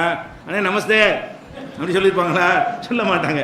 அப்போ நமக்குள்ளே எப்போவுமே என்ன செய்கிறோம், அஸ்ஸலாமு அலைக்கும் தான் சொல்லி கொடுக்குறோம். அப்போ இது அவங்களுக்கு கடுப்பாக இருக்கிறது. ஏன் நாங்கள்லாம் இல்லை எந்த மதத்தை சேர்ந்தவர்களாக இருந்தாலும் குட் மார்னிங்னு சொல்கிறோம், அல்லது வணக்கங்கிறோம், வந்தனங்கிறோம், நமஸ்தேங்கிறோம், நமஸ்காரங்கிறோம். எங்களுக்கு எல்லாத்தையும் என்ன செய்கிறோம், நாங்கள் பயன்படுத்தி கொண்டிருக்கிறோம். நீங்கள் ஏன் இந்த மாதிரி பிரிக்கிறீங்க? இதுலையாவது ஒன்றும் வரலாமா இல்லை? ஒருத்தர் சந்திக்கும் பொழுது ஒரு வணக்கத்தை போட்டால் என்ன, இந்த மாதிரியாக கேட்குறாங்க. இதில் நம்ம என்ன செய்கிறது, தமிழ்லேயே ஒரு வணக்கம் இருந்தால் கூட நாம் செய்ய மாட்டோம். ஏன் செய்ய மாட்டோம்னு கேட்டால், உலகத்தில் உள்ள எல்லா வணக்க முறைகளும் குறைபாடு உடையதாக இருக்கிறது. முழுமையானதாக நல்லதாக அது அறிவுக்கு பொருத்தமானதாக எந்த ஒரு முகமன் கூறக்கூடிய முறையும் இருக்கவில்லை. அது என்ன மாதிரி இருக்கிறது, இப்போ வணக்கம்ங்கிறாங்க, வணக்கம்னா வணங்குறேன்னு அர்த்தம். ஒருத்தன் இன்னொருத்தன் வணங்க இயலுமா? வணக்கத்திற்கு உரியவன் அல்லாஹ்விடத்தில் யாரும் இல்லைங்கிறீங்கல்ல, அவன் மனுஷனுக்கு வணக்கம்ங்கன்னு. வணக்கம்ங்கிறது அது ஒருத்தனை வணங்குறதுங்கிற ஒரு சொல்லுக்கு வணங்குறதுக்குரிய சொல்லாக இருக்கிறது. அப்போ ஒரு மனிதனை ஒரு மனிதன் சந்திக்கும் போது நான் உன்னை வணங்குறேன்டா என்ன அர்த்தம்? நீ வணங்குனேன். ஒரு மனிதன் இன்னொரு மனிதன் செஞ்சு எதுங்க வணங்குனேன்? நமஸ்தே என்றாலும் நமஸ்காரனாலும் வணங்கம்னு அர்த்தம். நமாஸுங்கிறோம்ல, இந்த நமாஸ்னு அதுலேருந்து வந்தது தான். நமஸ்தே நமஸ்காரம்லாம் சொல்கிறான் இல்லையா, நமாஸ்னா வணங்குறேன்னு அர்த்தம். அப்போ நமாஸ்ன்னு அல்லாஹ்வுக்கு நம்ம செஞ்சுக்கிறாரு, மனுஷன் போய் நமாஸ் எப்படி செய்ய முடியும்? நமாஸ் செஞ்சால் தான் நமஸ்தேன்னு சொல்ல முடியும். அப்போ மனிதனை பார்த்து நமஸ்தே நமஸ்கார் இப்படிலாம் நம்ம சொல்லணுமா? இப்படி சொல்லணும் எதிர்பார்க்குறார்கள். நமஸ்தேக்கு அர்த்தம் என்னது? நமஸ்தே என்றாலும் நமஸ்கார்னு சொன்னாலும் வணக்கம்னு சொன்னாலும் நான் உன்னை வணங்குகிறேன் அப்படின்னு அர்த்தம். அப்போ வணங்குறது தப்பு. ரெண்டாவது பொய்யா வர இருக்குது. ஒருத்தன் வணக்கம் ஒருத்தன் வணக்கத்தை ஏற்றுக்கிறான், அப்படி தான் இருக்கும். வணக்கம்னு சொன்னாலேயே நான் வணங்குறேன்னா ஒரு வணக்கத்தை ஏற்றுக்கிறவராக இருக்கணும். இவன் வணக்கம் நான் வணக்கங்கிறான். என்ன கிடையாது, ஒருத்தன் வணங்கிட்டு போ, ஒருத்தன் வணக்கத்தை ஏற்றுக்கிட்டு போ. இவன் அவனை வணங்குறேங்கிறான், அவன் இவனை வணங்குறான். பொய்யா போகுது, ரெண்டு பேருமே அர்த்தம் மட்டும்தான் போகுது. இப்போ அதாவது ஒன்று தவறான அர்த்தமாக இருக்கிறது. அந்த தவறான அர்த்தம் இருந்தால் கூட ஒருத்தன் வணங்குறவனாகவும் பெரிய தலைவர்களை பார்த்தா வணக்கம் போடுங்க, தலைவர்களுக்கு உங்களுக்கு வேற ஒன்று சொல்லட்டும் அப்படின்னு இல்லாமல் இவர் அவனுக்கு வணக்கம், அவர் இவருக்கு வணக்கம். இந்த வணக்கத்தை செயலில் மட்டும் இப்படி செய்யாமல் நடைமுறையில் எப்படி பண்ணுறாங்க, வணக்கத்துக்கு வணக்கம் தான் அர்த்தங்கிறத காட்டுற மாதிரி இப்படி வேற. அதாவது சாமிக்கு முன்னாடி எப்படி கடவுளுக்கு செய்வாங்களோ அதே மாதிரி என்ன செய்யற, இப்படி செஞ்சால் என்ன அர்த்தம்? நான் கடவுளுக்கு முன்னாடி இப்படி செய்வேன், உனக்கு இப்படி செய்வேன்னு என்ன அர்த்தம்? வணக்கத்தின் அர்த்தத்தை முழுசாக சொல்லித்தர்றாங்க செயல் வடிவம்.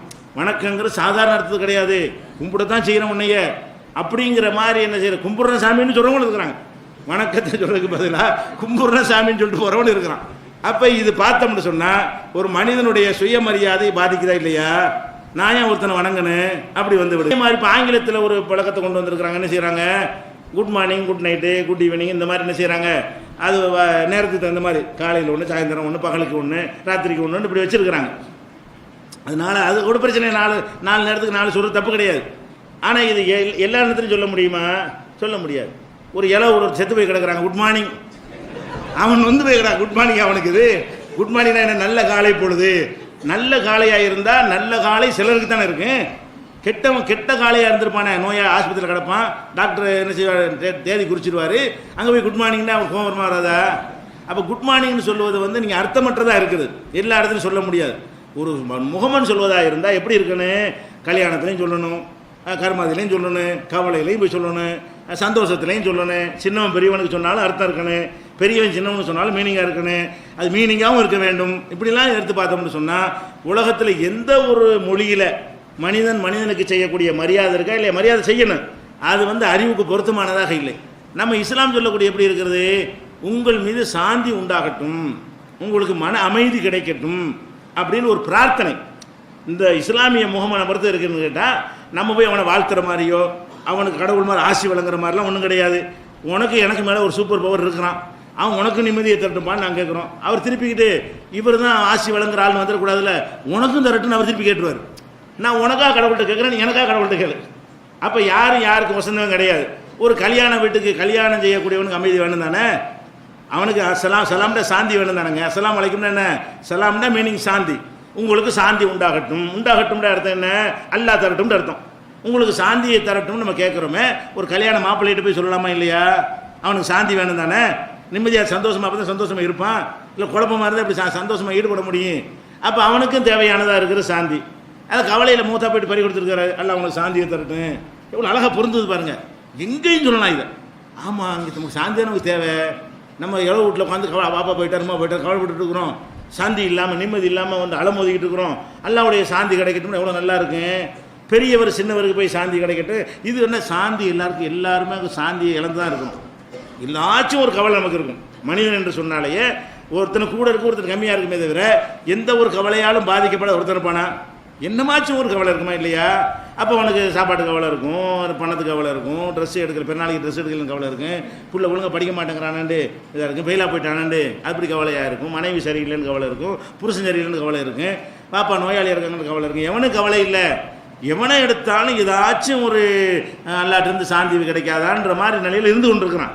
அப்போ இந்த மாதிரியான ஒரு பிரார்த்தனைகள் அதிகமாகும் பொழுது அதில் என்ன ஏற்படுதுன்னு கேட்டால் எல்லா இடத்துக்கும் பொருத்தமாக இருக்கிறது. இதை சொல்கிறதுனால நான் வசந்தவன் வரல, நீங்கள் தாழ்ந்தவன் வரல. வணக்கம்னு சொன்னால் ஒருத்தன் வசந்தவன் நீ பெருசு நான் சின்னது இடத்த அடங்கியிருக்கல, இதில் அடங்கவே இல்லை. உங்களுக்கு நான் அல்லாட்ட பிரார்த்தனை செய்யணும், எனக்கு நீங்கள் அல்லாட்ட பிரார்த்தனை செய்யுங்க, ஈக்குவல் அந்த உலக சமத்துவம் சகோதரத்தை காட்டக்கூடியதாக இருக்குது. இந்த ஒரு அடிப்படையில் தான் நம்ம என்ன செய்கிறோம், சலாம் சொல்கிறோமே தவிர இவனுக்கு போட்டிங்கிற கண்டுபிடிச்சா சொல்கிறோம். இஸ்லாம் சொல்லும் போதே சலாமை தான் நமக்கு சொல்லி தந்திருக்கிறது. இந்த சலாம் என்பது சுன்னத்து மாதிரியே உள்ளது தானே. சுன்னத்து எப்படி இப்ராஹிம் நபி காலத்தில் வருகிறதோ அப்போ இருந்தே சலாம் வந்தால் குர்ஆன் சொல்லுகிறது. சலாம் என்பது என்ன இல்லை, நபிகள் நாயகம் கண்டுபிடிச்சு சொன்னது கிடையாது. 5000 வருஷங்களாக என்ன அந்தந்த மொழிகளில் இப்ராஹிம் நபி தகப்பனார் கூட சலாம் அலைக்க என்று சொன்னார் என்று குர்ஆனில் நீங்கள் பார்க்கலாம். அப்போ எல்லா காலங்களிலையும் இந்த சலாம் என்பது தான் நன்மக்களுடைய இறைவனால் அனுப்பப்பட்ட தூதர்கள்ட்ட இறைவனை ஏற்றுக்கொண்ட மக்கள் மத்தியில் இருந்த சிறந்த முகமனாக சிறந்த வாழ்த்தாக இருந்ததை நம்ம பார்க்கிறோம். இது நல்லாவும் இருக்கிறது. அப்போ நாம் இந்த அஸ்ஸலாமு அலைக்கும் நாங்கள் சொல்லிக் கொள்வது வந்து பிற மதத்து மக்களுக்கு போட்டியாக ஒன்று உண்டாக்கணும், இதில் கலந்து விடக்கூடாது என்பதற்கு அது கிடையாது. இது நல்லா இருக்குது, எங்கள் மார்க்கத்தில் சொல்லப்பட்டிருக்கு, இது நல்லாவும் இருக்குது, இது எல்லாரும் சொன்னால் சிறப்பாக இருக்குங்கிறோம். அதே நேரத்தில் நம்மள்ட்ட ஒரு மிஸ்டேக் இருக்கிறது. என்ன மிஸ்டேக்குன்னு கேட்டால், இப்போ நம்ம நாட்டில் உள்ளவங்களாம் அதிகமாக இந்து மக்களாக தான் இருக்கிறாங்க, தமிழ் மக்களாக இருக்கிறாங்க. தமிழ்நாட்டில் உள்ளவங்க தமிழ்லான்னு அவங்க சொல்லணும், வணக்கம் சொல்லணுமா இல்லையா, சொல்லணும். ஆனால் வடநாட்டு ஆட்களுடைய தாக்கத்தினால அவங்க நமஸ்தே நமஸ்காரம் சொன்னோன்னே இவங்களும் திருப்பி என்ன செய்கிறாங்க, அவங்களுக்கு நமஸ்தேன்னு சொல்கிறத நீங்கள் பார்க்குறீங்க. அப்போ இந்த மக்கள் என்ன நினைக்கிறாங்கன்னு கேட்டால், இந்த வணக்கத்தான் சொல்லணும்னு யாருக்கு பிடிவாதமெல்லாம் கிடையாது, அதை சொன்னோன்னு அதையும் சொல்ல தயாராக இருக்கிறாங்க. அதே மாதிரி குட் மார்னிங்கிற பழக்கத்தை சொன்னோன்னு கற்றுக்கிட்டு என்ன செய்கிறாங்க, தமிழ்நாட்டு மக்களாக இருந்து கொண்டே குட் மார்னிங்னா குட் மார்னிங் தான் என்ன செய்கிறாங்க, அவங்களும் சொல்கிறாங்க. அப்போ இப்படியான மக்கள் மத்தியில் நாம் சலாத்தை வந்து எல்லாரும் சொன்னோமா, நம்மளில் உள்ள மார்க் அறிஞர்கள் மூடர்களாக இருந்து கொண்டு என்ன செய்கிறாங்க, நீங்கள் வந்து முஸ்லீம் கொண்டு சலாம் சொல்லுங்கள், நீ வந்து எல்லாருக்கும் சலாம் சொல்லு நபிகள் நாயகம் சொல்கிறாங்க. அஸ்ஸலாம அலாமன் அரஃப்தோ மல்லம் தாரிஃப், தெரிஞ்சவன் தெரியாதவன் எல்லாருக்கும் சொல்லு. அப்போ எல்லாரும் அஸ்ஸலாமு அலைக்கும் சொல்லக்கூடியவர்களாக மாறினா ஒரு முஸ்லீம் அல்லாத இருந்தால் கூட ஒரு சாந்தி வேணும் தானே. இந்த இஸ்லாம் ஒரு நிறைய ஏற்ற ஒரு சாந்தி கிடைக்கலாம், அவருக்கு ஒரு பிரார்த்தனையாக இருந்துட்டு போகுது. நீங்கள் அஸ்ஸலாமு அலைக்கும் அவரை பார்த்து சொல்லி காட்டியிருந்தீர்களே, ஆனால் அவர் அஸ்ஸலாமு அலைக்கும் பழகியிருப்பார். எப்படி குட் மார்னிங் பழகி கொண்டாரோ, நமஸ்தேயை பழகி கொண்டாரோ, அந்த மக்கள் நம்ம தமிழ் மக்கள்கிட்ட அந்த காழ்ப்புணர்ச்சி கிடையாது. இந்த அறிவிச்சுவிகள்கிட்ட அந்த மாதிரி இருக்கே தவிர பொதுமக்கள்கிட்ட இந்த மாதிரி கசப்புலாம் கிடையாது. அவங்கள்ட்ட போய் நீங்கள் அஸ்ஸலாமு அலைக்கும்னு சொல்லாமல் இருக்குமா என்ன நினைக்கிறாங்க, இவங்க தங்களுக்குள்ள தனியாக ஒன்று வச்சுக்கிட்டு இருக்கிறாங்க, எங்களுக்குள்ள உள்ளது உனக்கும் சேர்த்து உள்ளதுப்பா, இது நீனும் முதல்ல நாங்கள் தான் செஞ்சாங்கன்னு நீ செய்யக்கூடாது, நாங்கள் ஒன்று சண்டைக்கு வர போகிறோம். அப்போ நம்ம வந்து நீங்கள் அஸ்ஸலாமு அலைக்கும் சொல்லி பாருங்கள், வைக்கப்படாமல் ஸலாம் அலைக்கும் பாயின்னு தினம் சொல்லுவாங்க, இவன் என்ன செய்வான் முடியுமா, ஏன்னா அசருக்கு சொல்லி கொடுத்துட்டாரு, என்னது பதில் சொல்லாத சலாம் சொன்னால் சலாம் நமக்கு மட்டும் உள்ளது. அஸ்ஸலாமு அலைக்கும் விளங்க தெரியும் முஸ்லீம் அல்லாத நண்பர்கள் வந்து சலாம் பாய் எப்படிம்பாங்க, இவனு செய்யுது நல்லா இருக்கீங்களா, நீனும் சலாம்னு சொல்ல வேண்டியானே. அஸ்ஸலாமு அலைக்கும் முழுசாக கூட சொல்ல தேவையில்லை, பலவிதமாக சொல்லலாம். சலாம் என்பது வந்து அஸ்ஸலாமு அலைக்கும் சொல்லலாம், அஸ்ஸலாமு அலைக்கும் சொல்லலாம், வெறும் சலாம்னு கூட சொல்லலாம். அப்படியும் குர்ஆனில் என்ன இருக்கிறது, காலு சலாமா, சலாம் என்று சொன்னார்கள். இப்போ சலாம்னு மட்டும் கூட சொன்னாலும் அதுவும் மார்க்கத்தில் உள்ளது தான். அவங்க அஸ்ஸலாமு அலைக்கும்லாம் சொல்ல தெரியாதவங்க சலாம் அலைக்கும்லாம் சொல்லிடுவாங்க விளங்காமல், சலாம் அலைக்கும் பாய்ப்பாங்க. அது என்ன இருக்குது, வார்த்தை அர்த்தம் மாறி போய்விடுது. நீங்கள் என்ன செய்யலாம், அந்த மாதிரி மக்கள்கிட்ட பேசும்போது சலாம்னு சொல்லுங்கள், அவர் சலாம் கேட்டேன் அர்த்தம் என்ன, உங்களுக்கு சாந்தி உண்டாகட்டும்னு அர்த்தம். சலாம் சலாம் சலாம்னா என்ன வயிறு, இந்த வணக்கம்லாம் அழிஞ்சு போயிடுங்க.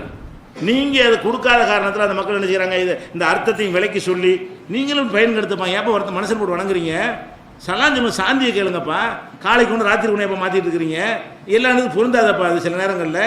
அப்போ இப்போ சும்மா தான் போய் நிற்கிற அந்த நேரத்தில் ஏழை வீட்டில் போய் என்ன செய்யணும், குட் மார்னிங் சொல்லாமல் சும்மா தான் நிற்கணும். ஏன் சும்மா நிற்கிற, போய் பார்த்ததுக்காக உன்னால் ஏண்டதை ஒன்று செய்ய, அஸ்ஸலாமு அலைக்கும் சொல்லு அப்படின்ற மாதிரி கற்றுக் கொடுத்தோமா நல்லா இருக்குமா இல்லையா. அப்போ இது குறை சொல்கிற ஒரு விஷயமே கிடையாது, நல்ல விஷயம், அதை புரிந்து கொள்ள வேண்டும். அடுத்ததாக நம்ம இடத்துல வந்து அவங்க காணக்கூடிய குறை என்னென்னு கேட்டால், முஸ்லீம்கள் வந்து அந்த காதல் திருமணத்தை வந்து ஏற்றுக்கிற மாட்டேங்கிறாங்க. அதாவது முஸ்லீம் ஆணு முஸ்லீம் அல்லாத பெண்ணு, அல்லது முஸ்லீம் அல்லாத பெண்ணு முஸ்லீமான ஆணு, இப்படியாக வந்து ஒருத்தரை விரும்பினீர்களே, ஆனால் அதை வந்து முஸ்லீம்கள் ஒத்துக்கொள்ள மாட்டேங்கிறாங்க. இது வந்து ஏன் செய்ய சாதி மறுப்பு திருமணத்தை நாங்கள் வலியுறுத்தி கொண்டிருக்கிறோம், அப்படியாக்கும் இப்படியாக்குன்னு என்ன செய்கிறாங்க, பேசி கொண்டிருக்கிறார்கள். இதெல்லாம் வந்து இதுவும் கிறுக்குத்தனமானது தான். திருமணம் என்பது வந்து 2 நபர் சம்மந்தப்பட்ட மட்டும் விஷயம் கிடையாது, 2 குடும்பம் 2 சொந்தம் எல்லாத்துக்கும் சம்மந்தப்பட்ட ஒரு விஷயம். எல்லாருடைய அரவணைப்பு ஒத்துழைப்பு கொண்டு தான் ஒரு வாழ்க்கையை ஓடும். ரெண்டு பேர் தனியாக நாங்கள் மட்டும் போயிட்டு இருக்கணும் வாழ முடியாது. முதல் விளைவிக்கணும். ப்ராக்டிக்கலாக என்ன செய்யணும், அவங்களுக்கு என்ன செய்யணும், அவள் பிறகு அண்ணன் தம்பி மாமா மச்சான்னு ஒரு பேக்ரவுண்டில் ஒரு சமுதாயம் அவனுக்கு சப்போர்ட்டாக இருக்க வேண்டும். அவளுக்கு அந்த மாதிரியான சப்போர்ட்லாம் இருக்க வேண்டும். அப்படி இருந்தால் தான் அவங்களால் வாழ முடியும். இல்லை என்று சொன்னால் பல பிரச்சனைகளை சந்தித்து அவங்க நரகமாக வாழ்க்கை சந்தோஷத்துக்கு தானே. அந்த இளமை வெறியில் என்னத்தை அப்படி விரும்பிட்டாங்கன்னு வைங்க, கடைசி நரக வாழ்க்கையாக தான் போய்விடும். அப்போ தருமபுரி சம்பவமே நீ காட்டி கொண்டிருக்கிற 2 சமுதாயமே வெட்டிக்கிட்டு அழிஞ்சு இன்னைக்கு வரைக்கும் 144 நீக்க முடியவில்லை. ஏன் அதை பற்றி வற்புறுத்துறீங்க? இதில் என்னங்கிறாங்க, முஸ்லீம் அல்லாத மக்கள் மத்தியில் மட்டும் 2 சாதிகளை திருமணம் செஞ்சிருவாங்களா? இஸ்லாம் செய்ய மாட்டேங்குன்னு சொல்கிறீங்க. ஒரு மதத்தில் இருக்கிறீங்க, ஒரு கடவுளுங்கிறீங்க, ஒரே கொள்கை கோட்பாடு வணக்கம் எல்லாமே ஒரே மாதிரி வைத்திருக்கிறீர்கள்.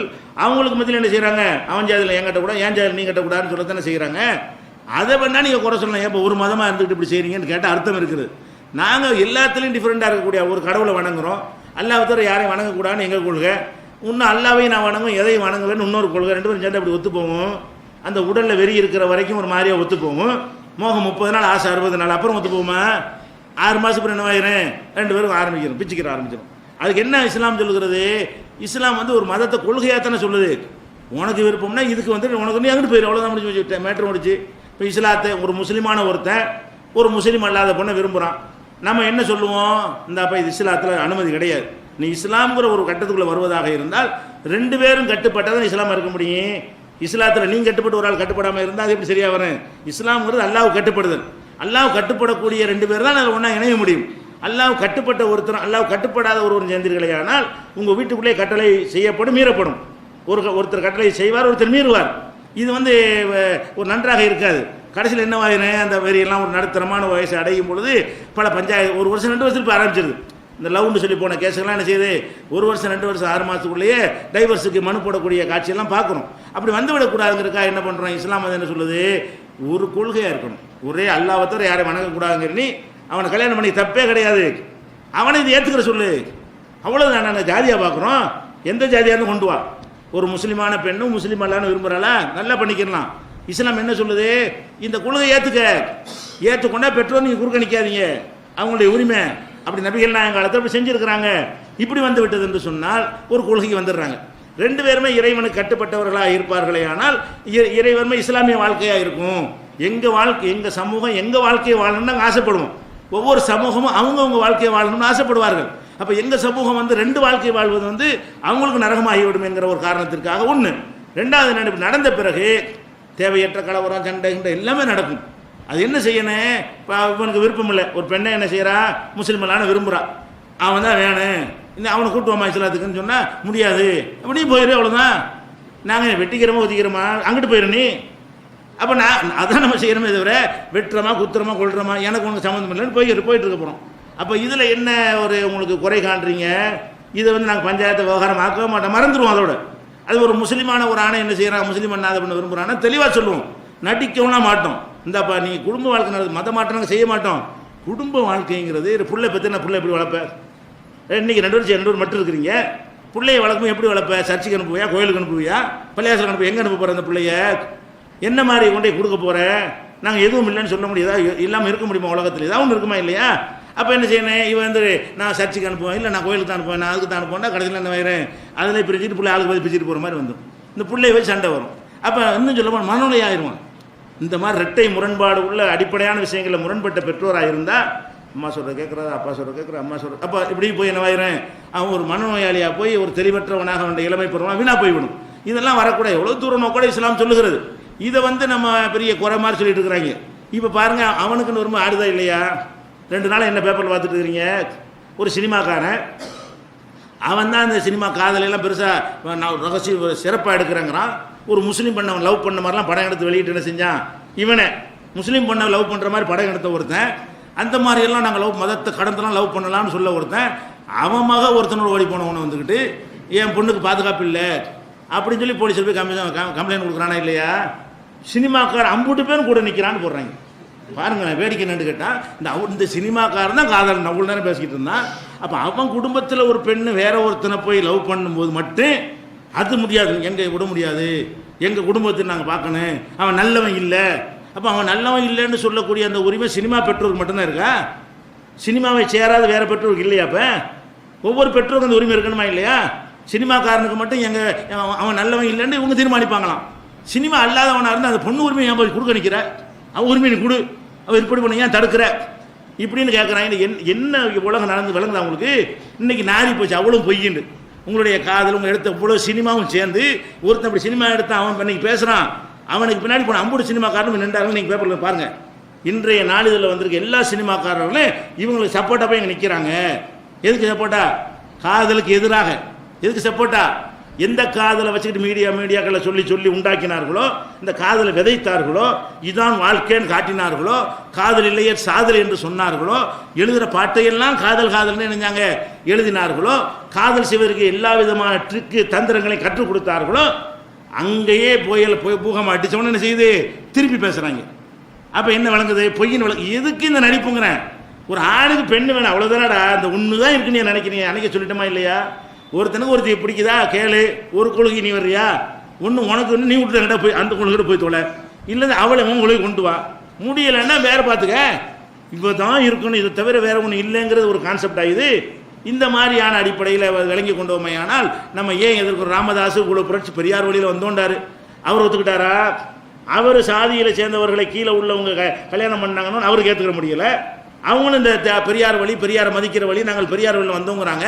பெரியார் வழி எல்லாம் எதுக்கு தான்? வேற அவங்களுக்குன்னு வரும்போது இல்லை காட்டிடுறாங்க. எல்லாம் இப்படி தான் இருக்கிறான். ஏன் உண்மைக்கு மாற பேசி ஏமாற்றி தெரியுறீங்க? யதார்த்தம் தான், எவனும் ஏற்றுக்கிற மாட்டான். வளர்த்தவனுக்கு தெரியும் இந்த உணர்ச்சி வசமாக எடுக்கிற முடிவு சரியாக இருக்காது. அந்த நம்ம பிள்ளை நல்லா இருக்கணுங்கிறத ஆசைப்பட்டு என்ன செய்வான், சொல்லுவான். நாங்கள் என்ன செய்கிறோம்? அதையெல்லாம் கடந்து நாங்கள் நிற்கிறோம். நீ எவனை ஒரு தலித்த வேணாலும் போய் கல்யாணம் பண்ணிக்க, தலித்து பொம்பளை கல்யாணம் பண்ணிக்க, அவள் இஸ்லாத்தை ஏற்றுக்கொண்டு கல்யாணம் பண்ணிக்கன்னு சொல்லக்கூடிய ஒரு சமுதாயம் நாங்கள் இருக்கிறோம். நீ சொல்ல முடியுமா? உனக்கு ஒரு மதத்தை ஏற்றுக்கிட்டு தான் செய்ய மாட்டேங்கிற. ஒரு மதத்தில் இருக்கிறாங்க ரெண்டு பேருமே, ஒரு மதத்தில் இருக்கிற செய்ய மாட்டேன்னு சொல்கிற. நாங்கள் இந்த கொள்கையை மாற்றிக்கொண்டால் செய்ய தயார். எது பெட்ரு? இது இந்த சமுதாயத்தை விட வேற சிறந்த சமுதாயம் எங்கே இருக்கிறது? அதில் கூட நாங்கள் சிறந்துதான் விளங்குகிறோம். இப்படியான சில காரணங்களை இவங்க சொல்லிக் கொண்டிருக்கிறார்கள் என்பது புரிந்து கொள்ள வேண்டும். அப்போ இந்த மாறும் உலகில் மாறாத இஸ்லாம் என்பதில் ஒரு பல விஷயங்களை ஈடுபட்டு இருக்கலாம். இயன்ற அளவுக்கு நம்ம நினைஞ்சிருக்கிறோம், இஸ்லாம்ங்கிற கொள்கை சிறந்த கொள்கை, அதை மாற்றுறதுக்கு எந்த தேவையுமே இல்லை, அதனுடைய அடித்தளமெல்லாம் ரொம்ப அற்புதமாக போடப்பட்டிருக்கிறது. அந்த அடித்தளத்தில் நிற்கிற காரணத்தினால கடவுளை சொல்லி ஏமாற்ற முடியாது, மோசடி பண்ண முடியாது, ஃப்ராடு பண்ண முடியாது, ஜோசியம் பார்க்க முடியாது, சவுனம் பார்க்க முடியாது, பித்தலாட்டம் பண்ண முடியாது, மாயமந்திரம் செய்ய முடியாது, சூனியம் செய்ய முடியாது, இப்படின்னு எத்தனை விஷயங்கள் மக்களை ஏமாத்துறணும். அவ்வளவுக்கும் இந்த மார்க்கம் தடை செய்திருக்கு என்பதற்குரிய சான்றுகளை ஆரம்பத்தில் சில நாட்கள் நினைஞ்சோம், துவக்கத்தில் அதை சொல்லியிருந்தோம். அடுத்ததாக இந்த இஸ்லாத்தை மாற்றணும் என்பதற்கு என்னென்ன விமர்சனங்களை குறையாக எடுத்து வைப்பார்களோ அந்த விமர்சனங்கள்லாம் சரியில்லை, அவங்க மேலோட்டம் பார்க்கும்போது நல்லதுமா தெரியுது, உள்ள நுழைஞ்சு அம்பிட்டு பொய்யா இருக்கிறது என்கிற ஒரு விஷயத்தை என்ன செய்ய பாட்டாக பிரித்துன்னு பார்த்துருக்கோம். உண்மை இஸ்லாத்துடைய கொள்கை எப்படி சிறந்து விளங்குது என்ற அடிப்படையில் பார்க்கும்போது இதை மாற்ற தேவையில்லை, இதை நோக்கி நீங்கள் மாறிக்கொள்ள வேண்டும். நீங்கள் மாற்றுவதற்கு சொல்லக்கூடிய ஒரு குற்றச்சாட்டு கூட நிற்கவில்லை, எல்லாமே தவறாக இருக்கிறது. அதை விட இஸ்லாம் எல்லா வகையிலும் மேலோங்கி நிற்கிறது என்ற காரணத்தினாலையும் நீங்கள் தான் மாறிக்கொள்ள வேண்டும். ஆனால் இது மட்டும் கிடையாது, குறிப்பாக 2 தான் எடுத்திருக்கிறோம். இது எல்லாமே இஸ்லாம் அனைத்து பிரச்சனையும் தீர்வு சொல்கிறது. எந்த மதமோ எந்த கொள்கை எந்த கட்சியோ 4 அஜெண்டா வச்சு தான் பேசுவாங்க, அதுக்குள்ளே தான் நின்று பேசிக்கிட்டு இருப்பாங்க. வேறு விஷயத்தை கேட்டால் நோ கமாண்ட்ஸ், கருத்து இல்லைன்றுவாங்க. கருத்து இல்லைன்னு சொல்லாத ஒரே மார்க்கம் இஸ்லாம் தான். எதை கேட்டாலும் நெகவற்றது கேட்டாலும் அதுக்கு எஸ் நோன்னு சொல்லணும், மூத்திரம் பெயருக்கு சொல்லணும். இஸ்லாம் மார்க்கம் என்ன செய்யும்? சிறுநீர் கழிக்கிற இப்படி கழிக்கலாமா? கழிக்கலாம், கழிக்கக்கூடாது. இது ஏன்டா கேட்குறேன்னு இஸ்லாம் கேட்காது. குடும்ப வாழ்க்கையில் ஈடுபடுறதை பற்றி பேசினா செய்யலாம், கல்யாணம் அது செய்வோம், கல்யாணம் பண்ணலாமா, மாலை போடலாமா, அதுக்கு மார்க்கத்தில் தீர்வு இருக்குது. அது மாதிரி எல்லாத்துக்குமே எதை கேட்டாலும் ஆன்சர் பண்ணக்கூடிய ஒரு வாழ்க்கை நெறியாக இருக்கும் பொழுது குறை இல்லாட்டி இதுக்கு மாற்றணும், குறை இருந்தால் மாற்றலாம். எந்த சித்தாந்தமும் இதை 4 விஷயம் 10 விஷயத்தை செஞ்சுட்டு இருக்கிறீங்க, மீதி விஷயத்தில் உங்களுக்கு நாலேஜே இருக்க மாட்டேங்குது, கண்டுக்கிற மாட்டேங்கிறீங்க. இந்த மார்க்கம் அனைத்தையும் கண்டுக்கிறத அப்படின்னு பார்த்தா இதை மாற்ற தேவையில்லை. அறிவியல் விஷயங்கள், விஞ்ஞான விஷயங்கள், தனித்து விளங்கும் இஸ்லாம்ங்கிற தலைப்பில் நிறைய சொல்லியிருக்கிறோம். அந்த மாதிரி விஷயங்கள்லாம் ஒப்பிட்டு பார்த்தீர்களே ஆனால் இவ்வளோ விஷயத்தை முன்கூட்டியே சொன்ன ஒரு மார்க்கத்தை நம்ம எப்படி மாற்றுறது? அல்லாதான் தந்திருக்கான்னு தெரியும் எப்படி மாற்றுறது? இது மனிதர் சொல்லலைங்கிறது ப்ரூஃப் ஆகும்போது நம்ம எப்படி மாற்றுறது? இப்படி அதுக்கு நிறைய காரணங்கள் இருக்குது. இதையே பல மாதங்களுக்கு சொல்கிற அளவுக்கு விரிவான ஒரு தலைப்பு தான். ஆனால் குறுகிய நாட்களில் இவ்வளோ தான் சொல்ல முடியுங்கிற வகையில் இந்த செய்தியை சொல்லியிருக்கிறோம். அடுத்ததாக இந்த புனித ரமலான் மாதத்தில் இந்த மாறும் உலகில் மாறாத இஸ்லாமியங்கிற இந்த தலைப்பை ஏற்று சிறந்த முறையில் அல்லாஹ் என்ன செஞ்சுக்கிறான், நல்ல முறையில் பிற உதவிகளை செய்து எனக்கு எந்த ஒரு பிரச்சனையும் இல்லாமல் ஆப்ரேஷன்லாம் பண்ணி மறுபடியும் இந்த கீமோலாம் கொடுக்கணும்னு தான் சொன்னாங்க. நான் பண்ணலை, நோன்பு நேரத்தில் பண்ணால் பாதிக்கப்படும் என்று. அதெல்லாம் இல்லாத வகையில் நினைஞ்சிட்டான்ல, நோன்பு வரைக்கும் சிறப்பான முறையில் எல்லாம் செஞ்சுருக்கிறான். இந்த தலைப்பை பொறுத்தவரைக்கும் நான் ரிஸ்க் இல்லாத ஒரு தலைப்பாக எடுத்துக்கொண்டேன். ஏன்னா ஹதீஸுகள் ஆய்வு கொண்டு போனால் நிறைய நேரங்கள் எடுக்கும். இதுனா ஈஸியான ஒரு வேலையாக இருக்கிறதுனால இது அவ்வளோ கஷ்டப்பட தேவையில்லை. காலையெல்லாம் கடையில் உட்காந்து ராத்திரியில் வந்துட்டு பேசுறதுக்கு முடியாது. அப்போ இந்த மாதிரி தலைப்பை எடுத்துக்கொண்ட காரணத்தினால எனக்கு மார்க் ஆய்வுன்னா என்ன ஆயிரும், நிறைய கஷ்டப்படணும். ஒரு ஆயத்தை எடுத்து நிறைய தேடணும், ஒரு ஹதீஸுக்கு நிறைய 3 மணி நேரம் உட்கார வேண்டி வந்துடும். இது மாதிரி புள்ளி விவரங்களுக்கு என்ன செய்ய வேண்டியதில்லை, எடுத்துறது சொல்கிற விஷயம் தானே. அது மாதிரி ஒரு எளிதான தலைப்பை தேர்ந்தெடுத்து கொண்டு அல்லாஹ் இணைஞ்சிருக்கிறான், இது சிறப்பாக முடித்து தந்திருக்கிறான். வந்திருக்கிறவங்க அனைவருக்கும் அல்லாஹ்வுக்கு நன்றி செலுத்தி வாய்ப்புக்கு நன்றி கூறி முடித்துக் கொடுக்குறேன். அஸ்ஸலாமு அலைக்கும் வரஹ்மத்துல்லாஹி.